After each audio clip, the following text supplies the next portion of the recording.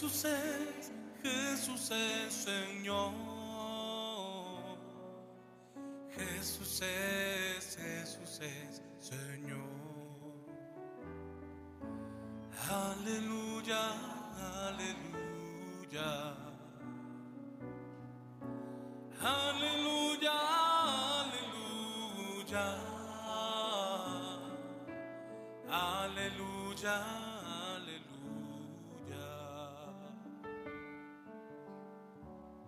El Señor esté con ustedes.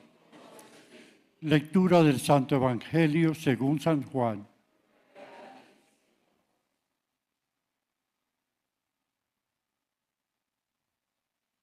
En aquel tiempo dijo Jesús a sus discípulos: ahora me voy al que me envió, y ninguno de ustedes me pregunta: ¿a dónde vas? Sino que por haberles dicho esto, la tristeza les ha llenado el corazón. Sin embargo, les digo la verdad, les conviene que yo me vaya, porque si no me voy, no vendrá a ustedes el Paráclito. En cambio, si me voy, se lo enviaré. Y cuando venga, dejará convicto al mundo acerca de un pecado, de una justicia y de una condena. De un pecado, porque no creen en mí. De una justicia, porque me voy al Padre y no me verán. De una condena, porque el príncipe de este mundo está condenado. Palabra del Señor.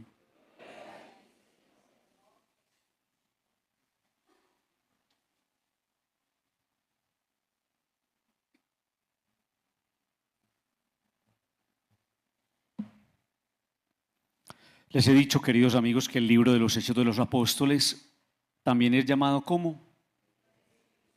Eso, muy bien. El libro de los Hechos del Espíritu. Pero yo me pondría también a pensar, cómo el libro de los Hechos de los Apóstoles podría ser llamado el libro de la esperanza. Es que cuando uno escucha estas historias de estos hombres testigos de la resurrección del Señor, a uno no le queda otra cosa que aprender a esperar en Dios. Porque todo lo que ha pasado han sido las marañas que se han entretejido en esta historia de salvación, donde queda muy claro que esto no lo manejamos nosotros. Esta historia no la manejamos nosotros. Por muy presumidos, por muy irreverentes, por muy prepotentes, por muy sobraos que nos creamos, esta historia no la manejamos nosotros. Esta historia está bajo el control de Dios. Y es lo que la palabra de Dios nos va mostrando, cómo el Señor, como bordando, como tejiendo, va armando su obra. Y a veces tiene unas puntadas muy precisas, y a veces unas puntadas muy apretadas, y a veces unas puntadas muy dolorosas, pero termina haciendo una obra estupenda. Por eso es muy lindo leer el libro de los Hechos de los Apóstoles, porque se ve ahí metida la mano de Dios. Pablo y Silas están evangelizando. Y entonces ustedes saben lo que eso ha provocado, una gran persecución. ¿Por qué? Porque es que es un peligro que ustedes anuncien que ese Jesús resucitó. Van a amotinar el pueblo, la gente se va a levantar contra nosotros, le van a dar a él la razón, nosotros seremos los culpables, entonces hay que callarlos. Hoy nos quieren callar. A todos nosotros nos quieren hoy callar. Con mentiras, con calumnias, con censuras, con insultos, con persecuciones. Entonces Pablo y Silas están siendo perseguidos y ordenaron que les arrancaran los vestidos, que los azotaran con varas y después de molerlos a palos les dieron una garroteada muy grande. Los metieron en la cárcel. Y yo descubro en Pablo y en Silas la vida muchas veces de nosotros. nos han quitado también la ropita, nos han quitado lo que tenemos, nos han molido a palos, nos han insultado, nos han vuelto nada, nos han hecho doler el corazón, nos han puesto contra la pared, han hecho de nuestra vida una encrucijada a veces sin salida y terminan metiéndonos en la cárcel de la desesperación, en la cárcel de los miedos, en la cárcel de la angustia, en la cárcel de la impotencia, en el encierro de no saber a veces qué hacer o cómo proceder. Entonces usted podría estar pasando en este momento por una de esas situaciones, una situación de desesperación. ¿Yo qué hago? Y uno no sabe para dónde agarrar. Y eso le pasó a esos dos hombres metidos en la cárcel. ¿Para dónde van a agarrar? A ningún lado. Pero hay una cosa maravillosa. Esos hombres son hombres de Dios, que esa es la gran diferencia entre lo que nos sucede a veces a nosotros, que nosotros vocalmente, verbalmente somos disque de Dios, pero cuando llega el conflicto, cuando llega la prueba, cuando llega la persecución, cuando llega la cárcel, entonces ¿dónde está el Dios que me hacía fuerte o el que yo profesaba? Y empiezo a renegar y empiezo a pelearme con la vida y le hago esa pregunta que tanto le ofende a Dios: ¿por qué a mí? Amigos, miren lo que hacen estos dos hombres estando en la cárcel, y lo que produce estar en una cárcel. Ellos pudieron haberse puesto a renegar, a pelear entre ellos mismos, a insultar, a gritar como locos. Y ellos dicen: no, ¿cómo vamos a hacer eso, hombre? Si nosotros tenemos historia de Dios, si Dios está con nosotros, si hemos conocido al Señor, si le creemos a Él, si Él un día dijo: dizque que yo soy la puerta que se abre. Entonces, en medio de esa situación difícil hay dos salidas. La primera: o usted se desespera, es decir, pierde la esperanza, robustece la angustia, piensa que el control lo tiene usted y que las llaves están en sus manos, que es una tontería muy grande, o usted se pega de Dios. Ellos se pegaron de Dios. Y mire lo que dice la palabra: oraban cantando himnos a Dios. Es que es en el conflicto y en la prueba donde nos tenemos que agarrar de Él. Ellos sabían que el Señor tenía el control. Ellos sabían que Dios no defrauda. Ellos sabían que Dios cumple las promesas. Ellos sabían que el Señor no es un baboso por ahí como tanta gente que dice y no hace. Entonces empezaron a cantar himnos a Dios. Y de repente vino un terremoto. Eso es una cosa muy bella, hombre.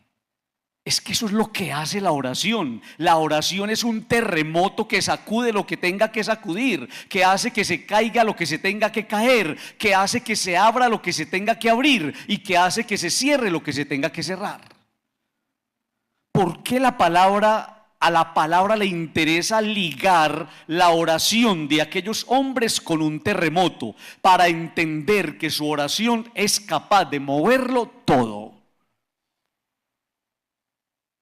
¿Cómo es su oración? Al menos la mía es muy pobre. ¿Cómo es su oración? Su oración es capaz de abrir puertas. Su oración es capaz de tocar el corazón de Dios. Su oración es capaz de movilizar la voluntad del Señor para que nos mire con misericordia. Su oración es tan fuerte que es capaz de robarle un milagro. Su oración es tan fuerte que usted es capaz muchas veces de cambiar el destino de las cosas. Es que la oración toca el corazón de Dios, y Dios, allí donde había permitido el mal, Dios es capaz de hacer el bien. Nos lo muestra la palabra de Dios. Cuando Dios ve un corazón arrepentido, un corazón abandonado en sus manos, una persona que le cree, Dios a esa persona es capaz de levantarla de nuevo.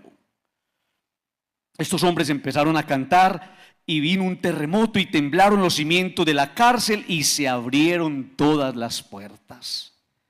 Cuando llegue un problema, cuando llegue una dificultad, cuando llegue el revés, cuando llegue la muerte de un ser querido, cuando llegue una pérdida, cuando llegue la quiebra económica, cuando llegue el desamor, cuando llegue la calumnia y la persecución, usted tiene que pegarse de Dios, que es el único que abre las puertas. Padre, y si no me pego de Dios, entonces tristemente a veces se abre una puerta, que es la puerta por la que mucha gente está yendo hoy, que se llama la puerta de la depresión, que termina en otra puerta más triste que se llama el suicidio. La persona que no se agarra de Dios se le cierra el mundo y la persona termina hundida en el fango, en su propia prisión y en su propia cárcel. ¿Qué va a suscitar lo que estos hombres hacen? Que un carcelero, el que los cuidaba, cambiara su actitud. ¿Qué va a provocar el que estos hombres que estaban en la cárcel se pusieran a hablar de Dios, a orarle a Dios? Que el que estaba ahí se preguntó: ¿y ellos qué tienen que yo no tengo? Porque incluso en el conflicto son capaces de ser fuertes. Y entonces pidió una lámpara, se puso a servirles, los atendió con amor, y él y su familia se hicieron bautizar. Hay personas, y no se les olvide nunca esto, que a ustedes los están mirando para ver cómo gestionan los problemas y las dificultades. Es que a veces en la casa somos muy campantes. Frente a un problema, mejor dicho, nos queremos tirar por un volado y no nos damos cuenta que ahí están los niños viéndonos. Usted puede mostrarle al que está a su lado, a su esposo, a su esposa, a su mamá, a su hermano, a su hermana y a sus hijos, cómo se gestionan los problemas. Padre, cómo se gestionan desde Dios, pegados de Dios. Cuando usted gestiona las dificultades desde el Señor, usted es capaz de transformar su entorno y la vida de las personas que están a su lado. ¿Qué tiene esa persona que no tengo yo? Seguramente esa es la pregunta que se suscitaría en el corazón de aquellos que al verte a vos tan fuerte en Dios va a sentir ganas o va a sentir motivación de asumir esa misma actitud. Esa es la primera idea, queridos amigos, que me llama mucho la atención. Hay una segunda idea, y es que ustedes me podrían decir: Padre, pero en el fondo, ¿qué fue lo que pasó? ¿Qué fue lo que pasó que esos hombres tan confiados y abandonados le creyeron a Dios? Seguramente habían escuchado el evangelio que nosotros escuchamos hoy, que nos va a enviar un abogado. Están en la cárcel y ellos necesitan un abogado, pero el abogado es Dios. Pero les voy a enviar el Paráclito. La palabra Paráclito viene del griego parakletos o del latín advocatus, que significa lo mismo: llamar a alguien para que esté a mi lado. Eso significa Paráclito. Llamo a alguien para que esté a mi lado. Pregunta: ¿usted a quién llama para que esté a su lado? Cuando hay un problema, ¿usted a quién llama para que esté a su lado? ¿Usted llama a alguien que le ayude a abrir las puertas de la cárcel? ¿O usted llama a alguien que termina metiéndolo en la cárcel? Ustedes me están entendiendo lo que les estoy diciendo.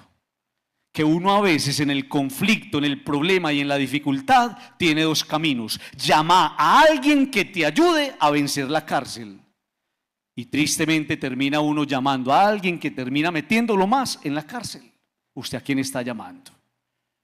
Pegarse de Dios, pegarse de la gente buena, rodearse de gente buena y ser capaces de abrir caminos de bendición. La última idea: conviene que yo me vaya, dice Jesús.